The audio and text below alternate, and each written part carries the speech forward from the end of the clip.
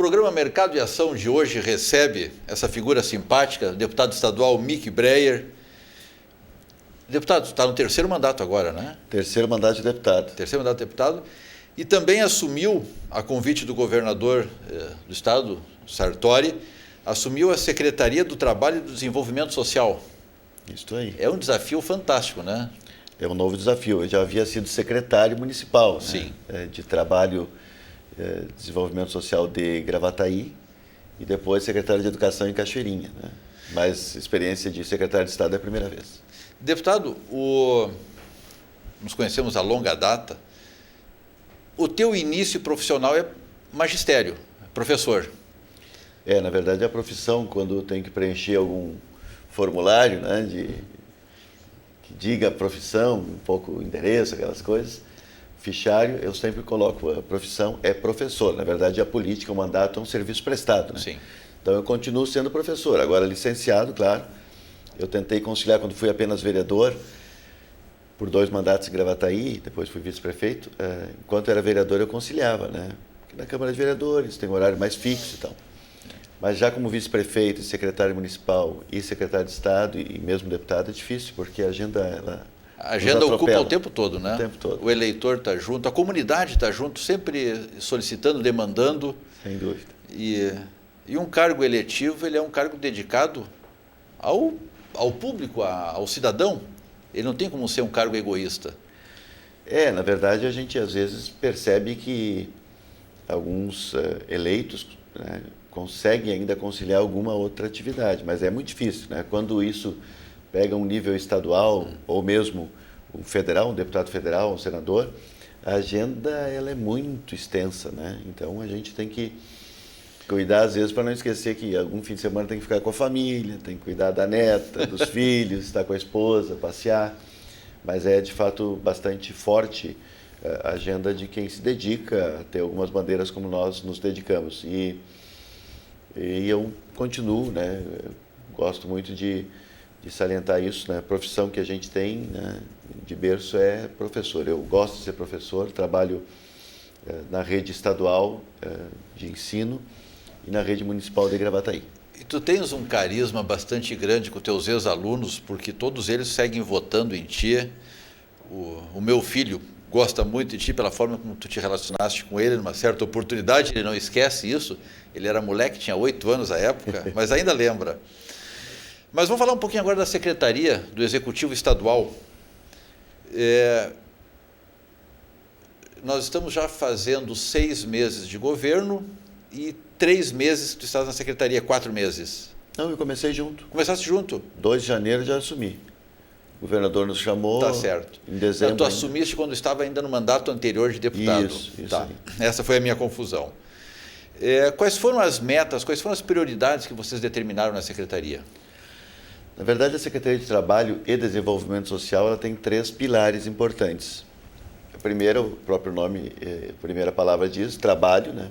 Trabalha com a questão da qualificação, da carteira de trabalho, seguro-desemprego, enfim, da pesquisa de emprego e desemprego do Estado como um todo. O segundo eixo é a questão da assistência social. Nós temos uma prioridade muito grande nesse setor, porque nós temos só no Rio Grande do Sul mais de 1.200.000 famílias que estão no cadastro único, que na verdade é a porta de entrada para todo o benefício social. E dentro desse universo de 1.200.000 famílias, temos 430.000 famílias que percebem aqui no estado o Bolsa Família, que é uma das políticas nossas, que é de transferência de renda, claro, é do governo federal, mas passa pela Secretaria. Então é um número muito expressivo.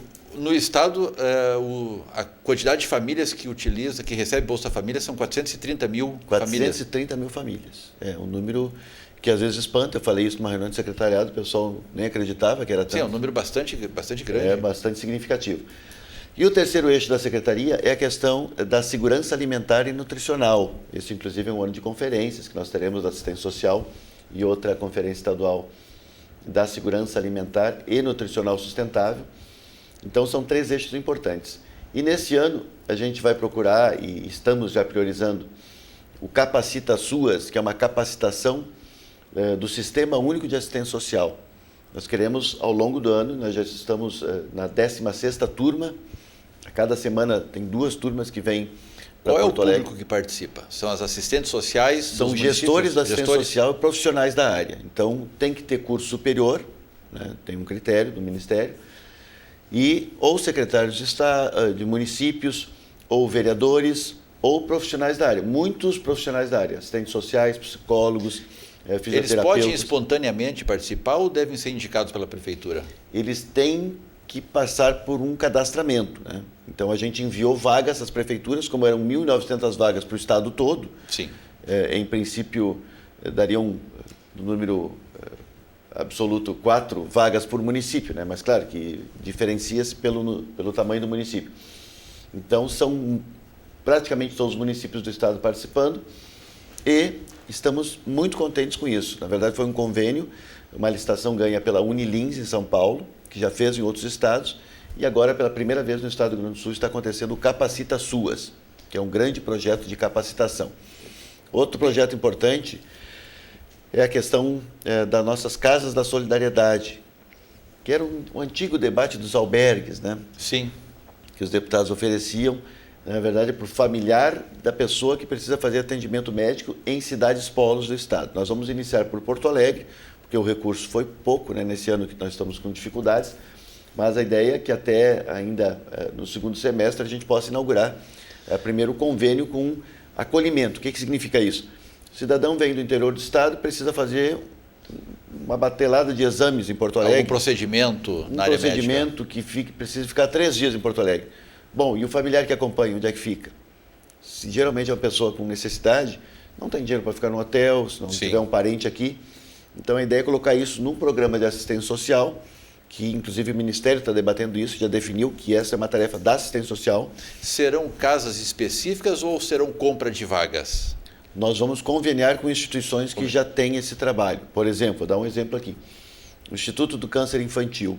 Sim. Eles já têm uma casa dentro do complexo ali do Hospital de Clínicas, uma casa em separado, que o Instituto coloca à disposição para as mães, especialmente ali. Sim.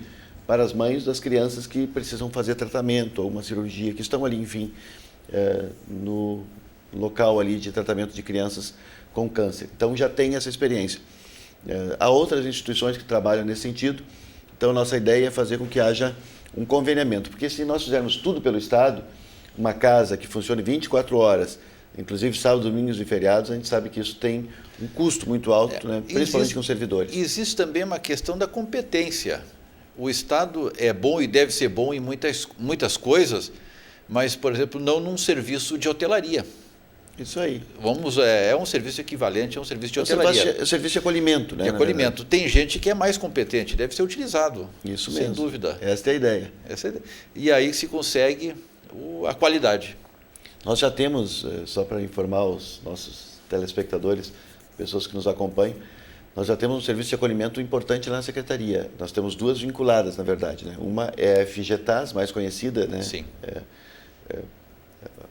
A Fundação Gaúcha de Trabalho e Ação Social, e a outra é a Fundação de Proteção Especial do Rio Grande do Sul, chamada FPE.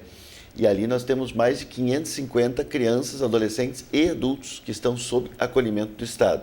Eu digo e adultos porque alguns passaram dos 18 anos e não tem muito para onde ir, continuam sob nossa guarda, e alguns locais que temos adultos neurolesionados que estão sob a tutela do Estado e administrados pela Secretaria de Trabalho e Desenvolvimento Social. Então, são programas de acolhimento e esse da Casa da Solidariedade seria mais um acolhimento. Mas, como tu bem disseste, a gente não precisa criar uma estrutura do Estado se nós já temos know-how com outras instituições que podem fazer melhor isso e a gente conveniar. E até um custo menor. Sem dúvida, sempre vai ser menor. Sempre o custo menor vem em benefício do cidadão. Mas tu falaste a questão da FGTAS também. A FGTAS, junto com o Cine, está mais focada na questão do emprego, né? Sem dúvida. Como é que está a questão do emprego ou do desemprego? Está se falando que de abril para maio, ou de maio para junho, cresceu 2% praticamente o índice de desemprego no Brasil. Como é que está o Estado nessa questão? Nós estamos bastante preocupados, na verdade, né? Pelo período feio que o país, a coisa, né? Está muito difícil o período que o país atravessa.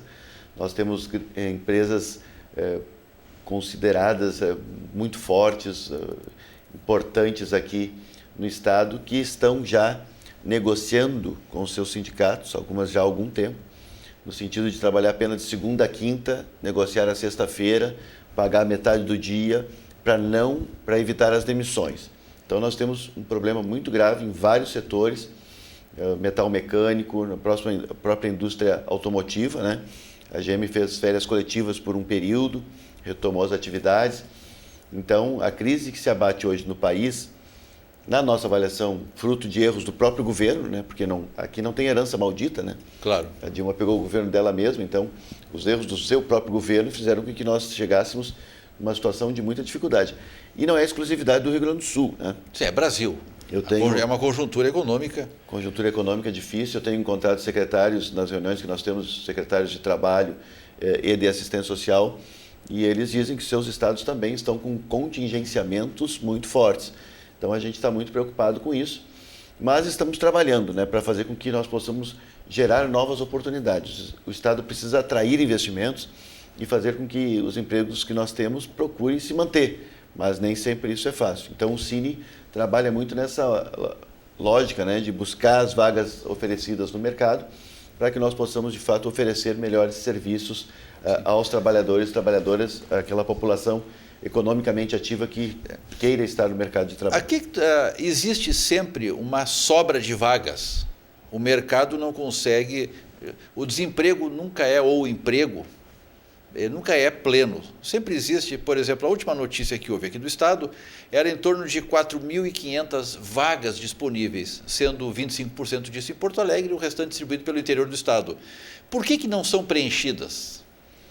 Nós temos muitas vagas, às vezes, oferecidas na agroindústria, na agropecuária, que nós temos dificuldade das pessoas permanecerem, né, em algumas cidades do nosso estado. Então, isso é um elemento.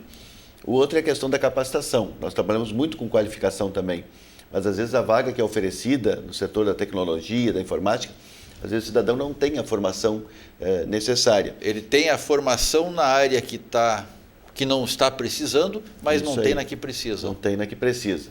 Esses tempos eu vi um debate que não era aqui, mas era em São Paulo, que tinha muita vaga para pizzaiolo, né? Sim. E não tinha gente com qualificação para isso. Então oferecem-se cursos, claro, para determinados tipos de trabalho. Então, muitas vezes a fila dos que procuram emprego e as vagas oferecidas no mercado, elas não se encontram. E aí a gente tem que trabalhar a questão da qualificação, da profissionalização. Vamos fazer um pequeno intervalo, nosso telespectador tomar um cafezinho bem rápido e voltamos num instante. Continue conosco, já estamos de volta. O programa Mercado e Ação retorna agora com essa figura querida, deputado estadual Mick Breyer, secretário de Estado. Mas antes de nós prosseguirmos a nossa entrevista, vamos ao nosso convênio com a Secretaria de Segurança Pública na busca de crianças e adolescentes desaparecidos. Essa foto que vocês estão vendo é da Emily Guimarães de Oliveira. Essa menina tem 12 anos, desapareceu agora ao final do mês de junho no bairro Partenon, em Porto Alegre. Ela desapareceu de casa e não foi mais vista. Qualquer informação, você tem os telefones aí na tela, 0800 64 26 400 ou 2131 5731 ou ainda 8464 6960. O telefone é do DECA, Delegacia Especializada da Criança e do Adolescente, com quem você tem a maior competência do Estado nessa área e com certeza eles vão saber lhe auxiliar existindo a informação. Retornamos então com o deputado Mick Breyer, mas antes ainda mais uma pequena mensagenzinha do nosso parceiro. A Abragex, Associação Brasileira de Gestores Executivos, agora está lançando um MBA que dará direito a 2 titulações. Vocês estão vendo o cartaz na tela? Executivo em Inteligência Competitiva e Estratégica e Executivo em Liderança Corporativa. São 360 horas aula, o início agora em julho. Informações para inscrições, enfim, também estão sendo divulgados aqui na tela. E os preços a partir de R$ 325 mensais. É um curso excelente, a proposta é muito boa. Deputado, falamos da empregabilidade, mas não falamos de um programa sobre a erradicação do trabalho infantil, que é também desenvolvido pela sua secretaria. Conta um pouquinho que esse trabalho é especial. É importante informar também as pessoas que eu, durante 8 anos na Assembleia, coordenei a Frente Parlamentar em Defesa dos Direitos da Criança e do Adolescente. Então, tivemos muitas atividades ali, inclusive a jornada de combate à violência e exploração sexual de crianças e adolescentes. E entre as tarefas que nós nos propusemos, ainda enquanto deputado, era o debate sobre a questão da erradicação do trabalho infantil, que é um comitê no Estado e que agora nós criamos um conselho gestor com várias instituições, com membros do governo, da sociedade civil. E a ideia é fazer um debate. Eu sei que às vezes tem um pouco de preconceito sobre isso, né? É uma frase que as pessoas usam: é melhor que a criança trabalhe do que esteja fazendo outras coisas que não deve. Não, mas a criança não deve fazer coisas que não deve e nem trabalhar. A criança tem que estar na escola, ou na família, ou brincando, né? no lazer. Tem idade para tudo.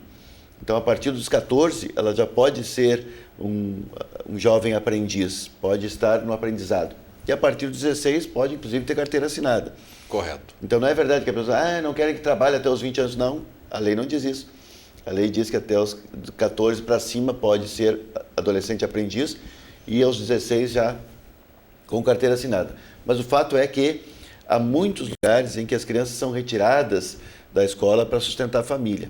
Há muitos lugares insalubres quase que para os adultos, né, com penosidade, com dificuldades no trabalho, e que os adolescentes são ali jogados para que, enfim... Para fazer renda para a família. Fazer renda para a família.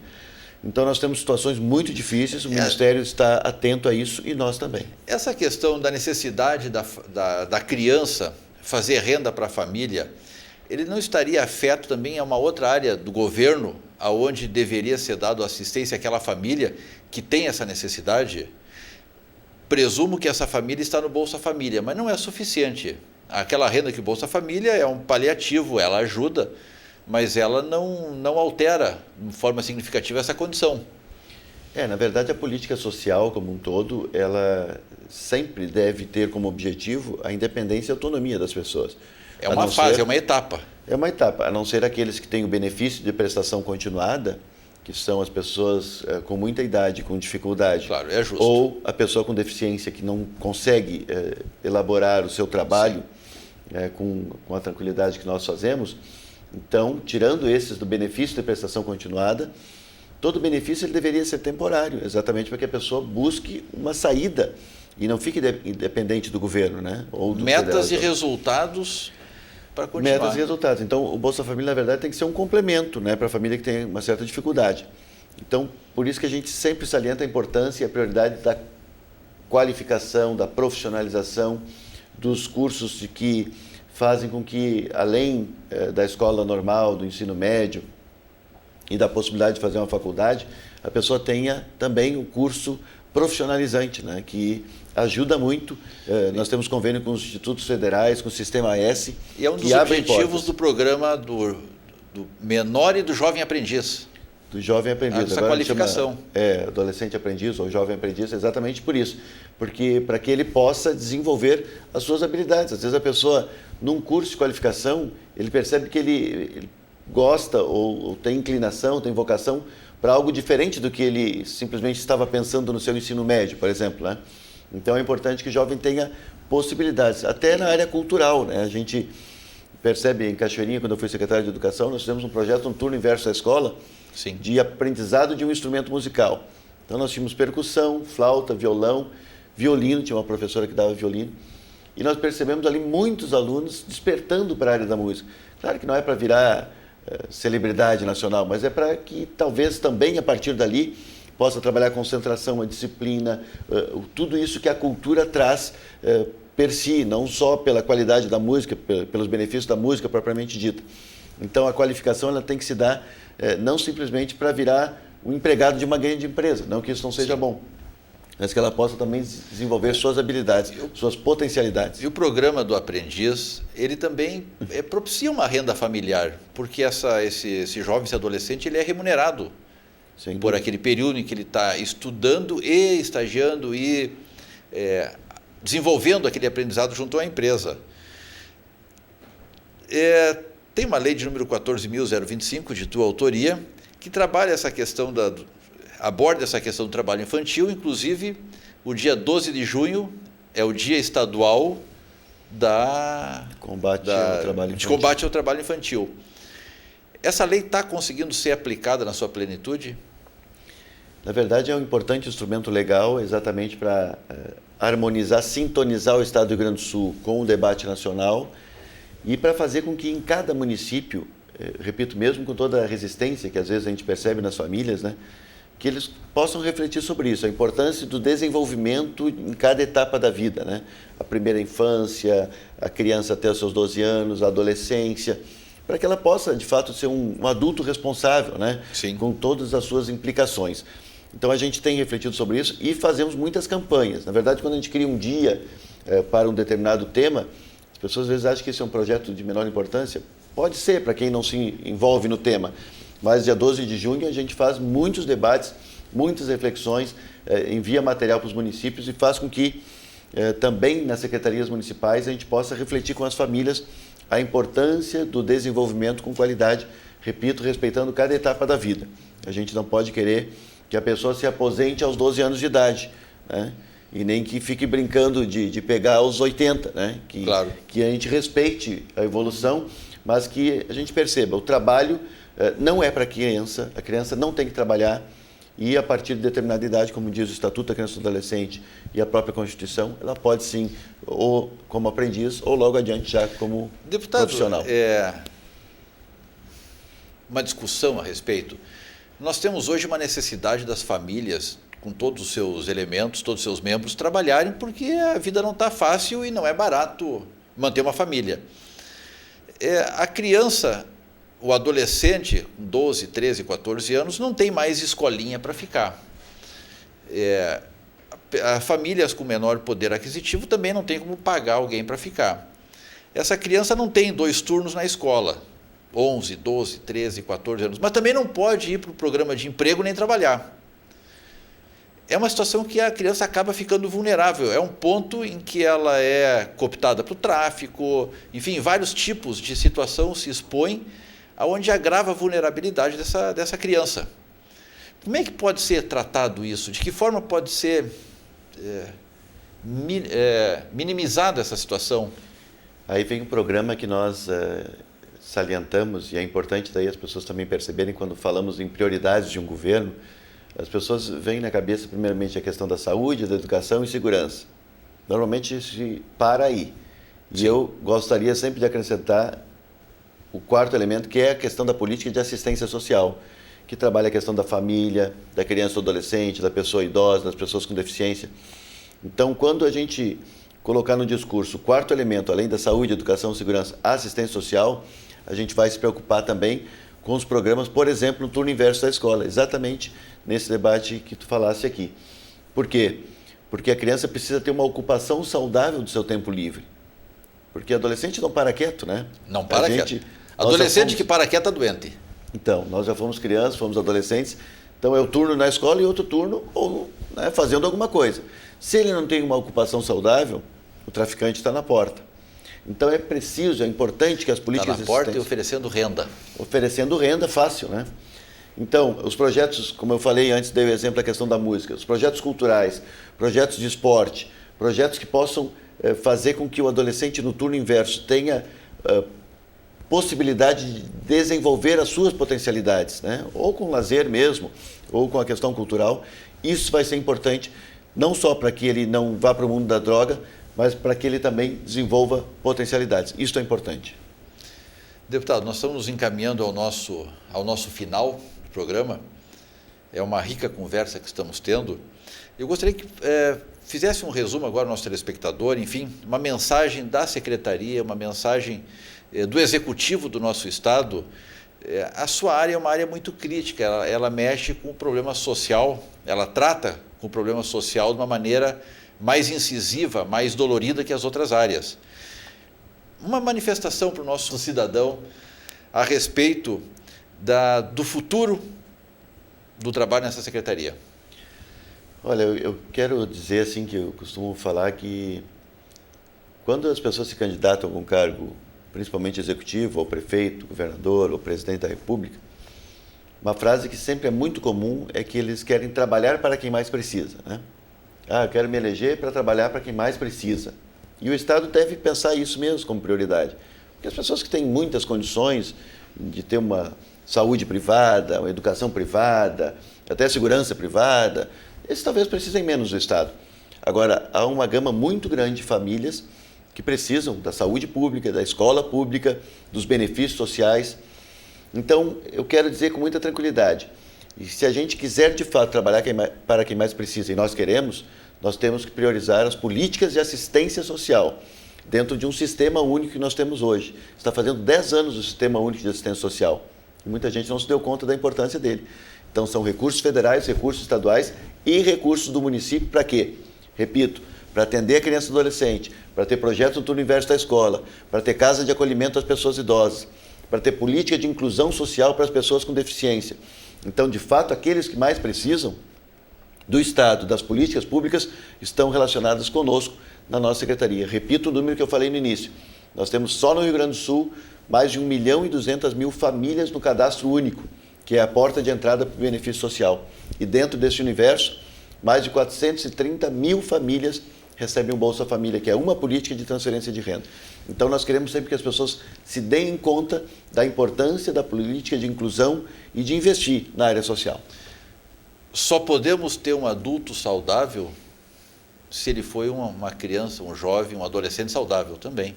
Sem dúvida. Se ele adoeceu socialmente nessa fase da vida, com certeza ele será um adulto doente socialmente também. Sem dúvida. E o trabalho de prevenção é mais barato e mais eficaz. Depois que a gente tiver com o problema da dependência química e da violência, aí fica mais difícil um pouquinho e mais caro. Deputado, agradecemos a sua presença, foi um prazer enorme tê-lo aqui. Volte, o programa está à disposição.